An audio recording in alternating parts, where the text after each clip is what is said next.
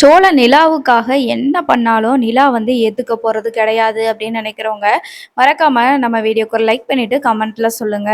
கண்டிப்பா எல்லாருமே ப்ரோமோ பார்த்துருப்போம். அதுல நிலா வந்துட்டு கம்பெனில ஒன் ஆஃப் த டைரக்டரா வந்துட்டு ஜாயின் பண்ணிக்கிட்டாங்க. ஸோ இப்ப அங்க கம்பெனில இருக்கிற ஒருத்தர் வந்து என்ன சொல்லிடுறாரு அப்படின்னா, ஆ நிலா வந்துட்டு பணமே போடாம எந்த இன்வெஸ்ட்மெண்ட்டும் இல்லாம ஓனர் ஆயிட்டாங்க.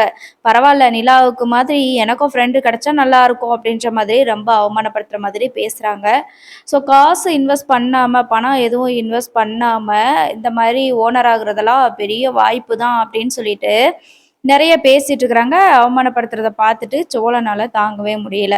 உடனே அவர் என்ன பண்றாரு அப்படின்னா, அதாவது சோழன் வேலை பார்த்துட்டு இருக்கிற அந்த காரோட ஓனர் கிட்ட போயிட்டு வந்து கேட்குறாங்க. "எனக்கு கொஞ்சம் பணம் வேணும்" அப்படின்னு சொல்லிட்டு. "என்ன சோழா இப்பத்தான் நீ ரூ. 60,000 வாங்கிட்டு போன. மறுபடியும் உனக்கு எதுக்கு பணம்?" அப்படின்னு சொல்லி சொல்றாங்க. சரி எவ்வளோ பணம் வேணும் அப்படின்னு சொல்லிட்டு கேட்கும்போது, நம்ம சோழன் வந்துட்டு என்ன சொல்றாங்க அப்படின்னா, "எனக்கு ஒரு ரூ. 5,00,000 பணம் வேணும்" அப்படின்னு சொல்லி சொல்றாங்க. 5,00,000 உனக்கு நான் ரூ. 5,00,000 எப்புட்றா குடுக்க முடியும்? அப்படின்ற மாரி சொல்லிக்கிட்டு, பணத்த வந்து எண்ணிட்டுருக்காங்க. போயி "ஏதாவது ஆகுற வேலை இருந்தா பாரு" அப்படின்னு சொல்லிட்டு போயிர்றாரு. அப்போ இந்த சோழன் வந்து நிலா அவமானப்படக்கூடாது அப்படின்றதுக்காக முட்டாள்தனமா அந்த பணத்த வந்து எடுத்துடுறாரு. ஸோ வீட்டுக்கு வந்ததுமேனு நிலா கிட்ட வந்து அந்த ரூ. 5,00,000 பணத்த வந்து குடுத்து, "நான் ரெடி பண்ணிட்டேன். எங்க ஓனர் கிட்ட தான் கேட்டு வாங்குனேன். நீங்க இந்த பணத்த குடுத்து ஜாயின் பண்ணிக்கோங்க." அப்படின்ற மாரி சொல்றாங்க. அப்புறமா அந்த காரோட ஓனர் வந்து என்ன பண்றாருன்னா, அந்த டிராவல்ஸ் ஏஜென்சி ஓனர் வந்துட்டு பார்க்குறாங்க. அதுல வந்து பணத்த காணோம். அப்ப அவர் வந்து என்ன நினைக்கிறாரு அப்படின்னா, சோழன் வந்து பணத்த எடுத்திருப்பானோ அப்படின்ற மாதிரி யோசிக்கிறாரு. ஆ இல்லையே! அவன் எல்லாம் எடுத்திருக்க வாய்ப்பே கிடையாதே! அப்படின்ற மாதிரி நினைக்கிறாரு. மறுபடியும் சோழனுக்கு கால் பண்ணி, இந்த மாரி "காசு எதுவும் எடுத்துட்டு வந்தியா?" அப்படின்னு சொல்லிட்டு கேட்குறாங்க. அதெல்லாம் இல்லனே" அப்படின்ற மாரி சொல்லிட்டு ஃபோன வச்சுறாரு. சோழனோட பேச்சுல வந்து ஏதோ தடுமாற்றம் இருக்கே அப்படின்னு தெரிஞ்சுக்கிட்ட அதாவது டிராவல்ஸ் ஏஜென்சியோட அந்த ஓனர் அண்ணன் என்ன பண்றாங்க அப்படின்னா, நேரா சோழனோட வீட்டுக்கே வந்துர்றாரு. வந்துட்டு, "என்னடா சோழா பணத்த எடுத்தியா?" அப்படின்னு சொல்லிட்டு கேட்குறாங்க. வீட்ல இருக்கவங்க யாருக்குமே ஒண்ணுமே புரியல. "சோழன் எதுக்கு பணத்த எடுக்கணும்? நீங்க தானே குடுத்தீங்க." அப்படின்ற மாதிரி நிலா வந்து சொல்றாங்க. "இல்ல, இவன் எனக்கு ரூ. 5,00,000 வேணும்னு கேட்டான். நான் வந்து இல்ல, நான் அப்படிலாம் அவ்வளோ பணத்தெல்லாம் இவன நம்பி தர முடியாதுன்றதுனால இல்லன்னு சொன்னேன். நான் சொல்லிட்டு அங்கிட்டு தான் போயிருக்கேன். என்னோட டேபிள்ல இருந்த ரூ. 5,00,000 பணத்த இவன் எடுத்துட்டு வந்திருக்கான்." அப்படின்ற மாரி சொல்றாங்க. "என்ன சோழா இவங்க சொல்றது உண்மையா?" அப்படின்னு சொல்லிட்டு கேட்குறாங்க. "இல்லங்க, நீங்க ரொம்ப அவமானப்பட்டுட்டு இருந்தீங்க. எனக்கு என்ன பண்றதுன்னு தெரியல. அதனால தான் பணத்த எடுத்துட்டேன்." அப்படின்னு சொல்லும்போது, உடனே ஓனருக்கு வந்து கோவம் வந்துருது. சோழனோட கன்னத்துல பலார்ன்னு ஒரு அறைய அறைஞ்சிடுறாரு. "இப்படி ஒரு திருட்டு புத்தி இருக்கிறவன போயிட்டு, நான் என்னோட கம்பெனில வச்சிருந்தேன்னு நினைக்கும்போது ரொம்ப வருத்தமா இருக்குதுடா. உன்னையெல்லாம் இப்படிலாம் நம்புனேன் பாரு பாத்தியா? என் பிள்ளை மாதிரி உன்னைய நம்புனேன்டா. என் தம்பி மாதிரி உன்னைய பார்த்துக்கிட்டேன்டா. நீ என்ன சொன்னாலும் நான் அதுபடி கேட்டுட்டு இருந்தேன். ஆனா கடைசில என்கிட்டயே நீ வந்து உன் கைவரிசைய காட்டிட்ட பாத்தியா?" அப்படின்னு சொல்லி சொல்றாங்க. உடனே நிலா இருந்துட்டு, "இல்ல அவரு தெரியாம பண்ணிட்டாரு" அப்படின்னு சொல்லி சொல்றாங்க.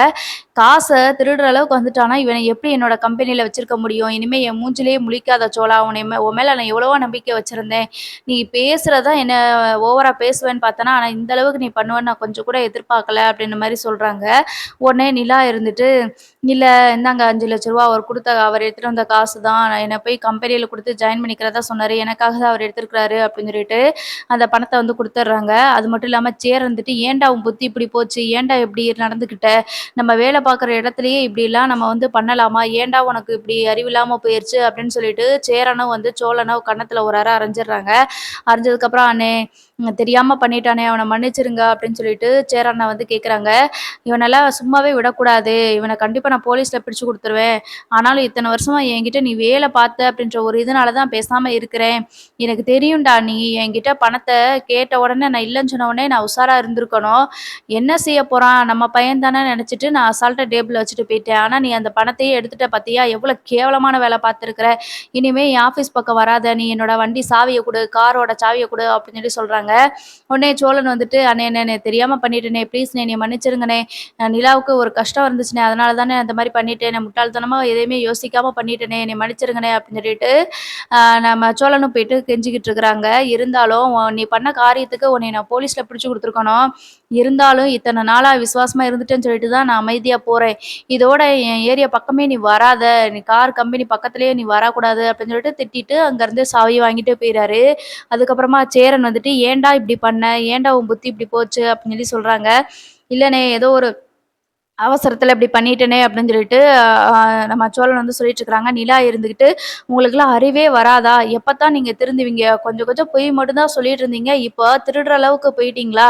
உங்கள யார் இப்படிலாம் பண்ண சொன்னது?" அப்படின்னு சொல்லி சொல்லும்போது, "இல்லங்க இன்னைக்கு கம்பெனி ஓப்பன் பண்ணும்போது அவர் வந்து உங்கள ரொம்ப அசிங்கப்படுத்தினாரு. எந்த பணமும் இன்வெஸ்ட் பண்ணாம நீங்களும் ஒரு டைரக்டர் ஆயிட்டீங்க" அப்படின்னு சொல்லிட்டு திட்டுனதுனால தான் எனக்கு மனசு கஷ்டமாயிருச்சு. நான் போய் பணம் கேட்டேன். என் கண்ணு முன்னாடியே அண்ணன் வந்து பணத்த எண்ணிட்டு இருந்தாங்க. ஆனா இல்லன்னு சொல்லிட்டாங்க. அதனால தான் வேற வழியே தெரியாம உங்களுக்கு அவமானம் ஆயிறக்கூடாதே அப்படின்றதுனால தான் அந்த பணத்த எடுத்துட்டு வந்தேன் அப்படின்னு சொல்றாங்க. உடனே திருட்டு பணத்த எடுத்துட்டு வந்து குடுத்தா, அது அவமானம் இல்லாம ஆயிருமா? இப்ப நீங்க அவமானப்பட்டு நிக்கிறீங்களே, உங்களுக்கெல்லாம் அறிவே வராதா? முதல்ல எனக்கு செய்றதுக்கு நீங்க யாரு? உங்ககிட்ட நான் கேட்டேனா? அப்படி இப்படின்னு சொல்லிட்டு நிலா வந்து சும்மாவே திட்டுவாங்க. சோழன எப்ப பார்த்தாலும். இதுல பயங்கரமா வந்து திட்டிட்டு இருக்கிறாங்க. "தேவையில்லாத வேலைய பார்த்து வச்சிருக்கிற" அப்படின்னு சொல்லிட்டு பாண்டி இருந்துட்டு, "ஏன்டா இப்படி பண்ண? இனிமே உனக்கு வேலையும் போச்சுல்ல. இனிமே நீ என்ன பண்ணுவ? இப்படியாடா நம்ம வேலை பார்க்குற ஒரு இடத்துல வந்து நம்ம இது பண்றது?" அப்படின்னு சொல்லி சொல்லிட்டு இருக்கிறாங்க. அப்ப பல்லவன் பார்த்துட்டு, நம்மளா பண்ண தப்ப விட இவன் எவ்வளோ பெரிய தப்பு பண்ணியிருக்கான் அப்படின்னு நினைச்சிட்டு பல்லவன் வந்து நினைச்சிட்டு இருக்கிறாங்க. அப்போ நம்ம சோழன் இருந்துகிட்டு, "இல்ல நிலா, நீங்க ரொம்ப வருத்தப்படுவீங்க, அவமானப்பட்டுட்டு இருக்கீங்களேன்னு சொல்லி தான் நான் இந்த பணத்தையே உங்ககிட்ட குடுத்தேன். அ எடுத்துட்டு வந்து குடுத்தேன்" அப்படின்னு சொல்லி சொல்றாங்க. "இந்த பணத்த நான் போய் கட்டியிருந்தேன் அப்படின்னா, திருட்டு பணத்துல தான் கொண்டு வந்து நீங்க வந்து பார்ட்னர் ஆயிருக்கேன்னு சொல்லிட்டு எனக்கு இன்னமும் அவமானமாயிருக்கும். நல்ல வேளை நான் நாளைக்கு குடுத்துக்கலாம் இந்த பணத்தன்னு நெனச்சுட்டேன். இத மட்டும் நான் இப்ப குடுத்திருந்தேன்னா, இதுக்கு மேல எனக்கு ஒரு அவமானம் எதுவுமே கிடையாது. நான் உங்ககிட்ட யார்ட்டயாவது கேட்டேனா? சொல்லுங்க. இல்ல யார்ட்டயாவது கேட்டேனா? நான் இப்ப போய் எனக்கு கம்பெனி ஸ்டார்ட் பண்ணி குடுங்க அப்படின்னு சொல்லிட்டு கேட்டேனா? உங்களால முடியலன்னு விட்ற வேண்டியது தானே! அதே மாதிரி எனக்கு செய்யறதுக்கு நீங்க யாரு? அப்படின்னு சொல்லிட்டு ரொம்ப ஒரு கேவலமான நிலா வந்து திட்டிட்டு இருக்கிறாங்க. இந்த திட்டு எல்லாமே வந்து இந்த சோழனுக்கு தேவ தான். ஏற்கனவே நிலாவுக்கு வந்து சோழன பார்த்தா சுத்தமா பிடிக்காது. இதுல இது வேற திருடிட்டு கொண்டு வந்து பணத்த குடுக்குறது. ஸோ இப்ப என்ன ஆகுது அப்படின்னு சொல்லி பார்த்தீங்கன்னா, இப்போ நீங்க இந்த பணத்த எடுத்துட்டு வந்ததுனால உங்களுக்கு வேலையும் போயிருச்சு. நீங்க துடைக்கவே முடியாத ஒரு பெரிய அவமானத்த பண்ணிட்டீங்க. நீங்க வந்து இவ்ளோ பெரிய தப்ப பண்ணிட்டீங்க அப்படின்னு சொல்லிட்டு, நிலா வந்து திட்டிட்டு, "இனிமே என் மூஞ்சிலயே முழிக்காதீங்க" அப்படின்ற மாரி சொல்லிட்டு போயிர்றாங்க. அதுக்கப்புறமா பாண்டி இருந்துட்டு, "ஏன்டா இப்படி பண்ண?" அப்படின்னு சொல்லி கேட்குறாங்க. "இல்லடா, அன்னைக்கு நாங்க ஓப்பனிங்க்கு போகும்போது இந்த மாதிரி இருந்துச்சு. நிலா ரொம்ப அவமானப்படுறாங்களேன்னு நெனச்சுட்டு எனக்கு ரொம்ப வருத்தமா இருந்துச்சு. அதனால தான்டா இப்படி ஒரு காரியத்த பண்ணிட்டேன்" அப்படின்னு சொல்லி சொல்றாங்க. அந்த உங்க ஓனர் ஏதோ நல்ல மனசா இருக்க போய் தான் அப்படியே விட்டுட்டு போயிட்டாரு. வேலைக்கு மட்டும் வேண்டான்னு சொல்லிட்டு போயிருக்காரு. இதே இது வேற யாராவது அந்த இடத்துல இருந்திருந்தாங்கன்னா, கண்டிப்பா போலீஸ்ல பிடிச்சு குடுத்துருப்பாங்க. இந்நேரம் நீயே போலீஸ் ஸ்டேஷன்ல, ஜெயில்ல கம்பி எண்ணிட்டு இருந்திருப்ப.